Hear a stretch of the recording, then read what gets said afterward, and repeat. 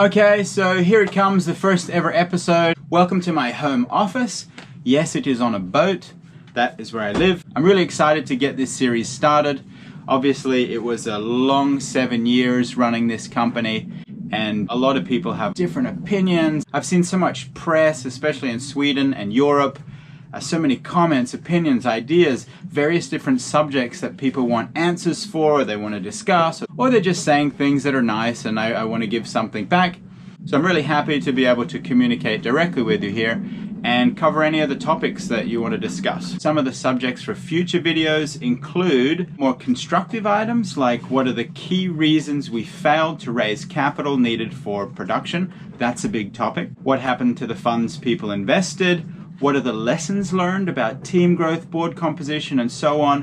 What could have been done differently? Just some examples. We'll also cover some of the more provocative items out there, such as, was it a scam? Did I take investors' money and run? I'll cover some opinions and ideas that people have had, some of the conspiracy theories.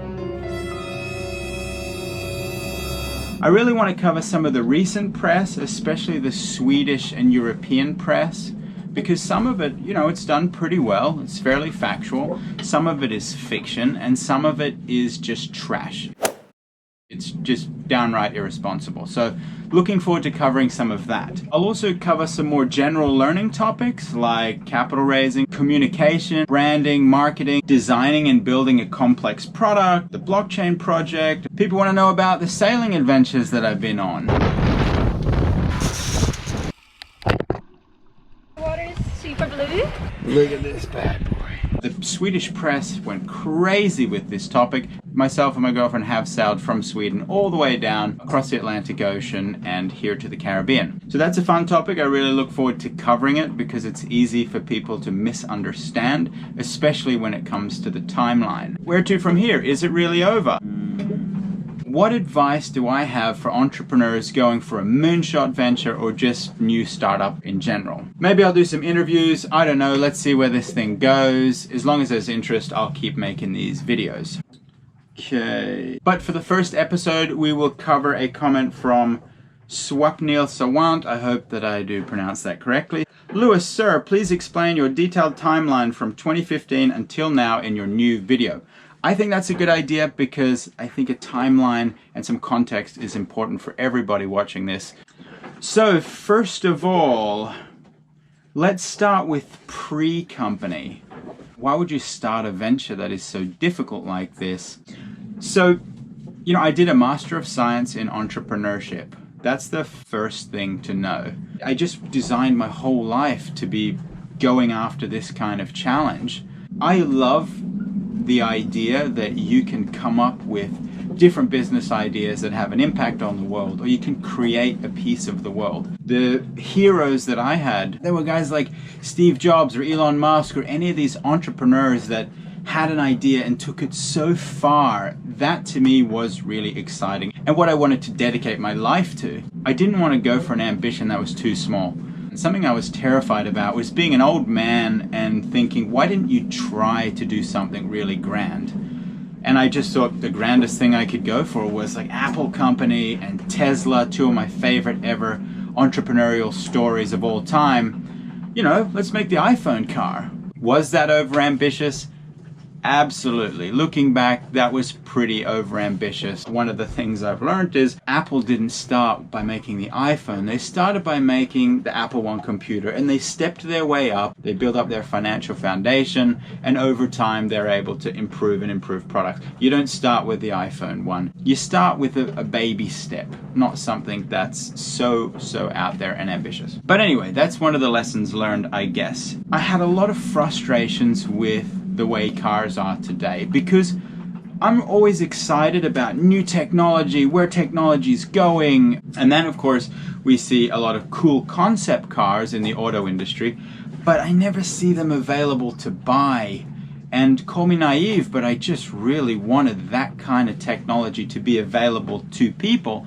And of course, thanks to the work of Elon Musk, electric car technology gave us that possibility. I thought that logically it made sense that we have lightweight, energy efficient electric cars The battery is the weak point, it's the most expensive point, it's the worst for the environment.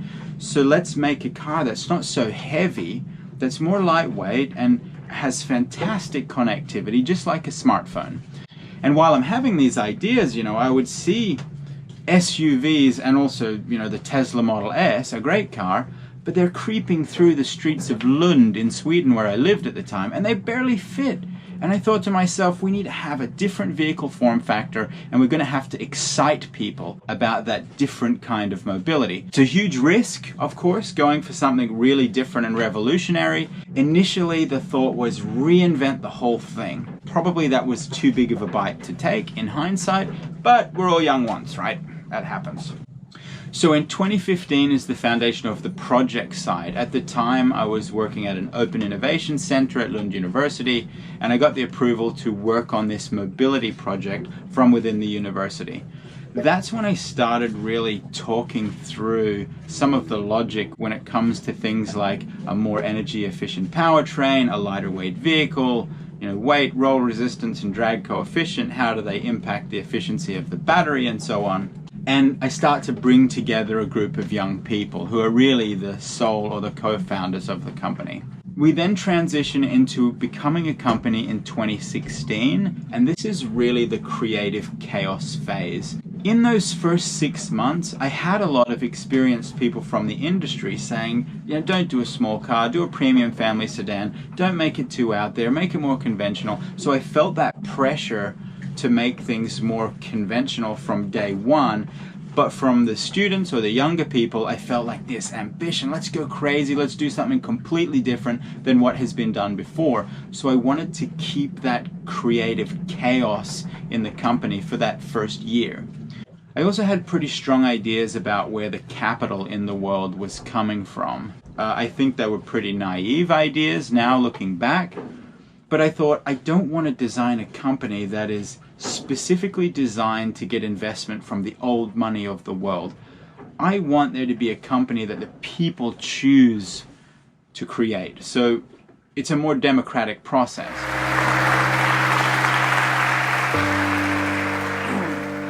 So that you understand, we didn't want to start this by just doing the normal way. And that's why we started with crowdfunding, equity crowdfunding on the Swedish platform funded by me, a fantastic platform.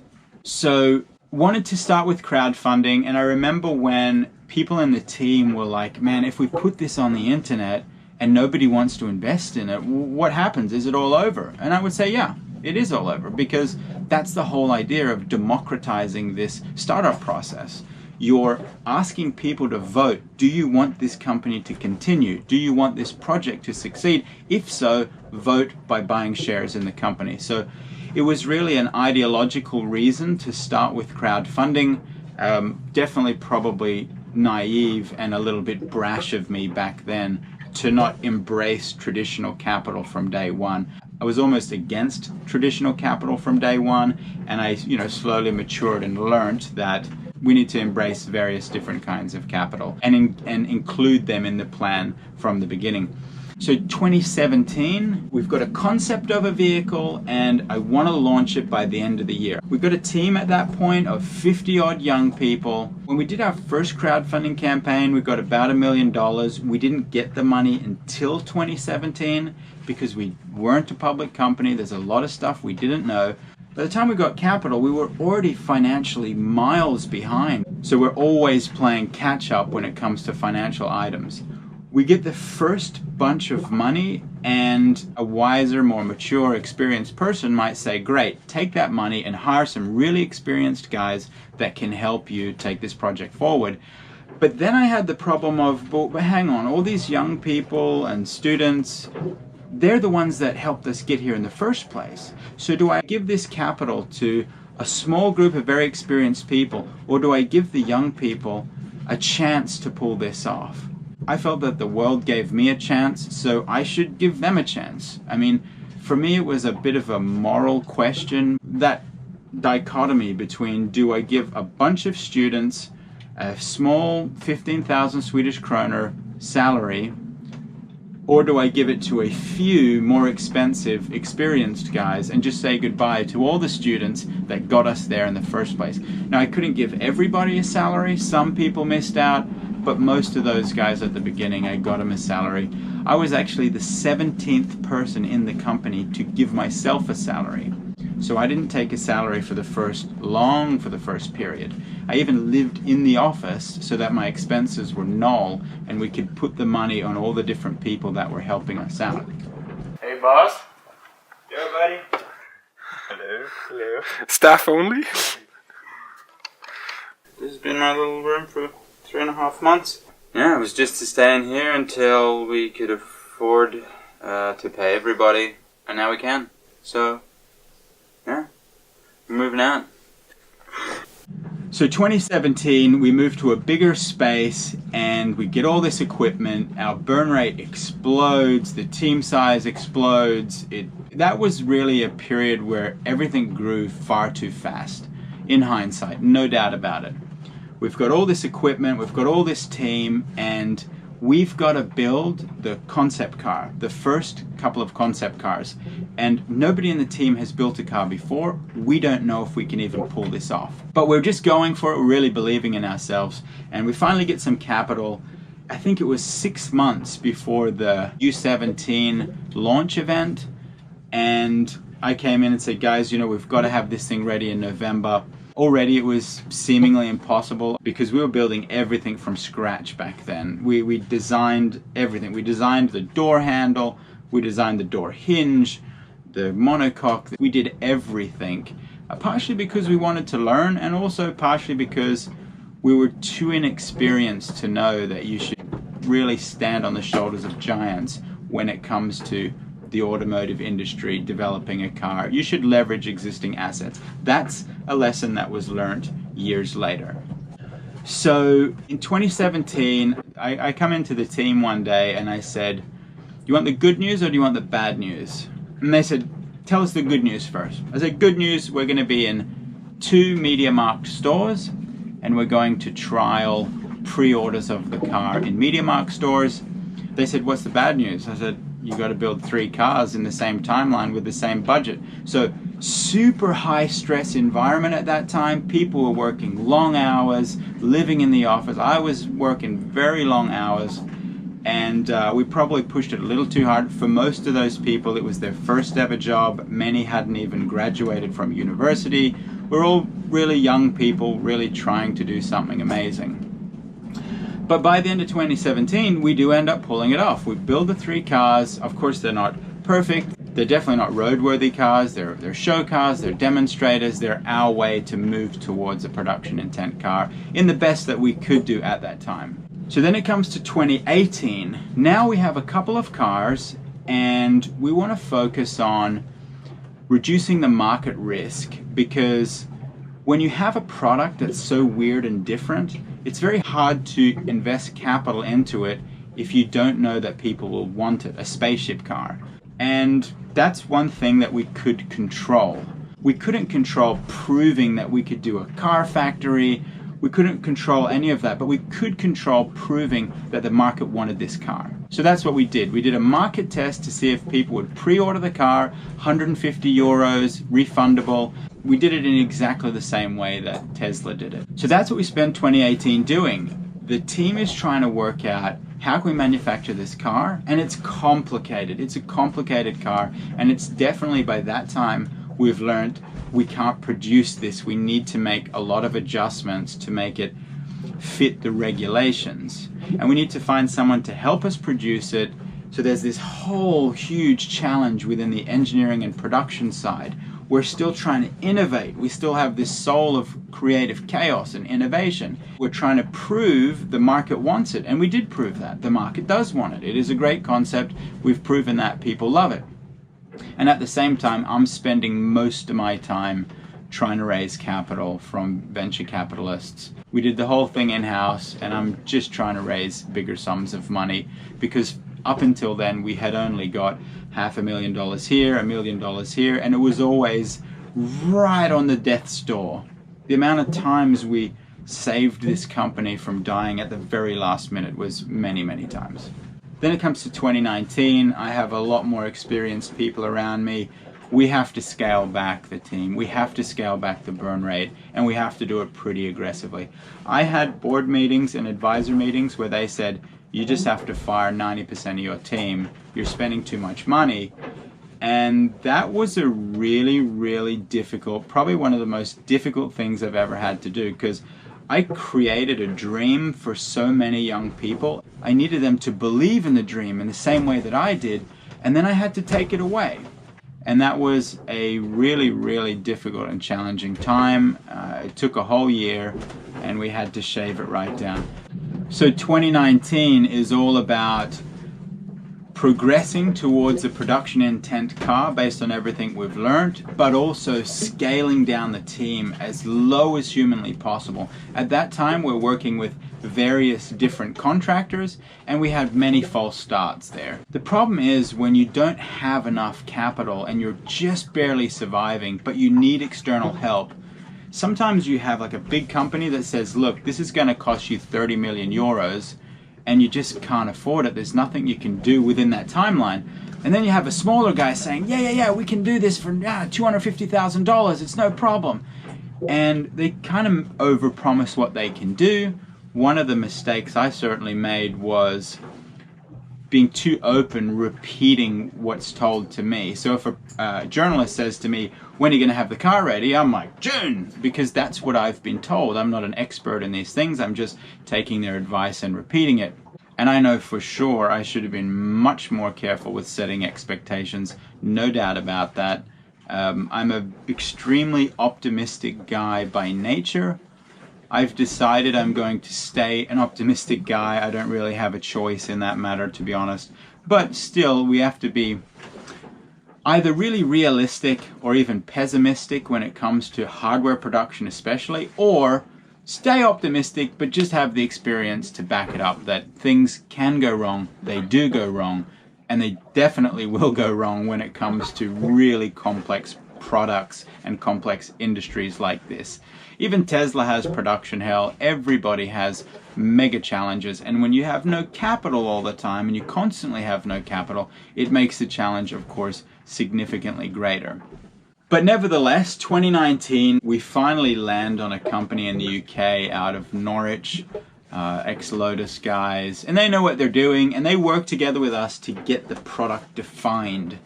And this is a complicated process when there's only a few people left in the team, but we get it defined and we build the body panels, the A surfaces, all that kind of stuff, so that we can build a production intent road legal car. Not the production car. There are many steps in building a production car, many steps, but this is just the demonstrator vehicle. We present it to the internet and we see it's different to the first car. We have to show it to the world because it's different to the concept car. We've got to find out, are people going to buy this new variation? So we put it on the internet. We have a very sensitive budget and timeline, but we feel like we're being careful enough this time that we can actually deliver it. Then in Q1 2020, the budget starts to slip, the timeline starts to slip, and I start having really difficult conversations, which I didn't take very well, about how things were going to cost a lot more than what we thought. We had a bunch of suppliers coming out of China, of course, where the auto industry is, in a place called Wuhan. And apparently they had some kind of virus, and now we had to source all the parts from the UK.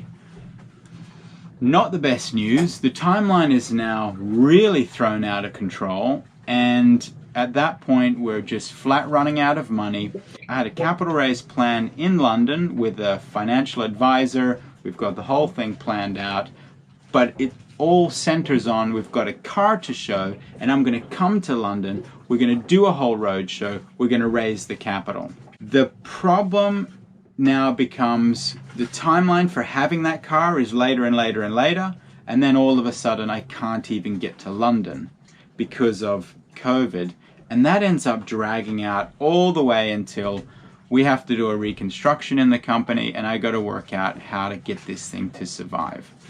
At that point, we had failed so many times, we'd been knocked down so many times, we had to find ways to resurrect the company, and we just kept getting back up, which I think is admirable.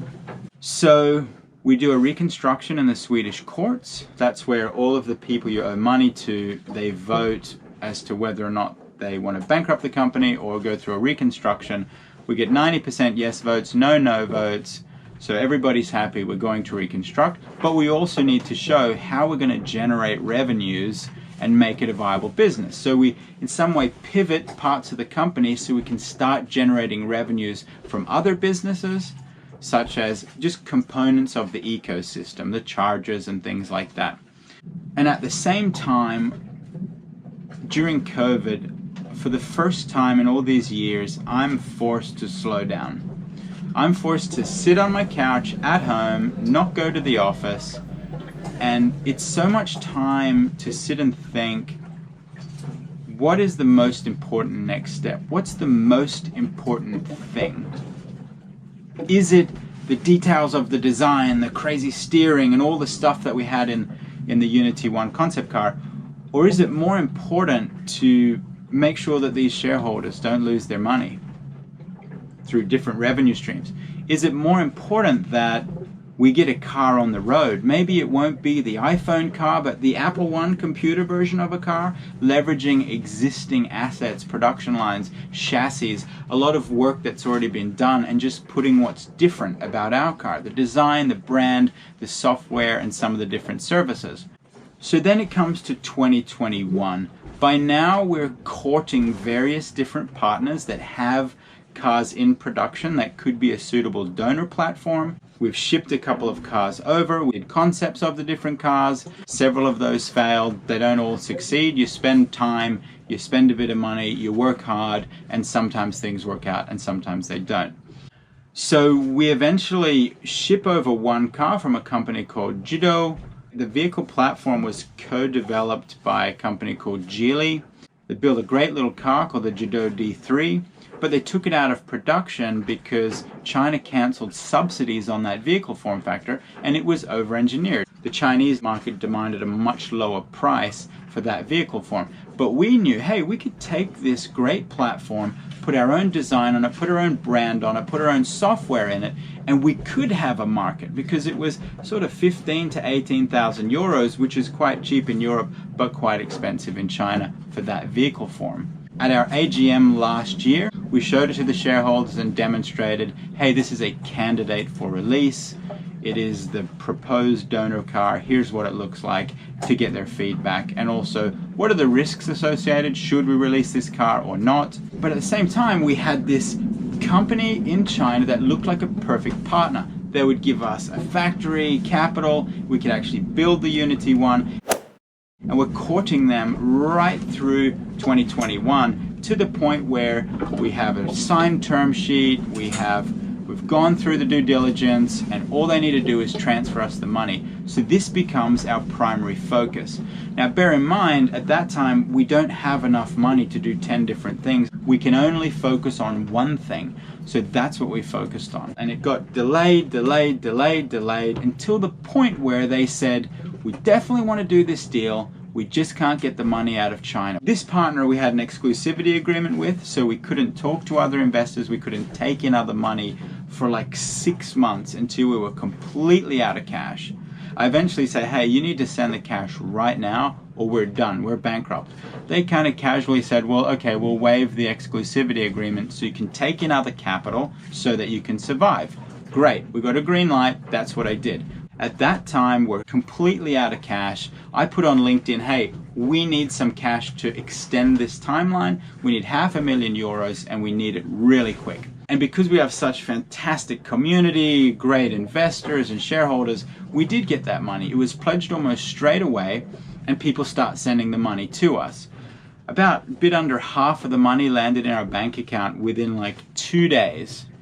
And the Chinese partner all of a sudden says, we've decided to focus on the Chinese market, we're pulling out. Not the best news to get.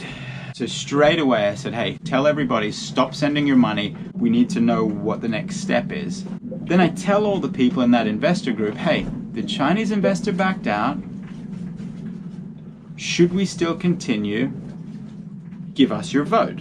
71% of them voted yes, continue. That means we'll still send you the money. But the amount of money was then going to be 350,000 euros, not quite enough to keep going. I felt the risk was too high to take those people's money and risk it. And I talked to some of the biggest shareholders in the company. I talked to Lars Björk. Let's check in with Lars Björk. He had the most to lose. He had put in like 1.5 million euros. And I said to him, look, I can legally keep this money, give this company one more chance, and I've given it so many more chances. Tried so many times, been knocked down so many times, got back up every single time. And now, by law, legally, morally and ethically, because I asked them to vote, I can keep that money and try for another 6 months. But I know in my heart the risk is so high because we don't have another deal. We've focused everything on this Chinese deal. There's only a couple guys left in the company. I'm supposed to take their money and for 6 months try to find another deal, and that can very well turn into 3 months. I thought the risk was just too high. So I said, what do I do? He said, you already know what to do. So we didn't issue the shares. By that time we couldn't issue the shares, and so we sent their money back. And I then just focused on get a bigger investor, the last chance of the company, get a bigger investor, somebody that can put in enough capital so that it doesn't risk all of the money from smaller investors. That's our last hope. By that time, the remaining team hadn't been paid for months. You know, I haven't been paid for a long time. I'm just trying to find the last Hail Mary, and I find one. I'd actually been working on it in the background for a couple of months as a backup plan. He's willing to invest £7 million. We go through this whole back and forth, working out the terms. We even get to the point where we sign the purchase agreement for shares, and he says, I'm going to send you the money. It should arrive in a couple of days. And that's where he ghosts me. Have not heard from that guy again. By that point, I had team members that hadn't been paid for months and months and months. And if you file for bankruptcy, they will get paid. And they've been through this several times before, and several of them haven't paid their rent for months. They're in a bad situation. I have a really challenging decision to make, the hardest decision I've had to make in my life. You think it takes courage to start a company like this? Believe me, it takes courage to file for bankruptcy and to put your face out there and say bankrupt. It was a really brutal and difficult decision to make, but it was the right decision. And ultimately, that's what we have to try to do, is to do the right thing, even if it's the hardest thing to do. We don't always know what the right thing to do is as an entrepreneur, especially as a young guy. You know, I've just been learning on the job so much, and of course that was risky for investors, and perhaps that was risky for bigger investors as well, but we'll cover that in a later video. But it was a really hard thing to do, but it was the right thing to do. So we filed for bankruptcy, and as you now know, here we are unpacking all of the details of this story. So there is the overview of what happened, basically the chronology of what happened over the last 7 years. So now tell me in the comment section below, what do you want to hear about next? I think you can place comments and like on comments or upvote them so I know what people want to hear about most. And I will work out what are we going to discuss next week. As said, there's a lot of cool topics. If you've watched this long, thank you very much. Don't forget to hit the subscribe button, and I'll see you next week. Fade to black. Thank you. Ah. Thank you. Okay, do you want to walk away now? Do I need to do a thank you? It's an abandoned hotel. Look at this. Boats are over there. Yeah.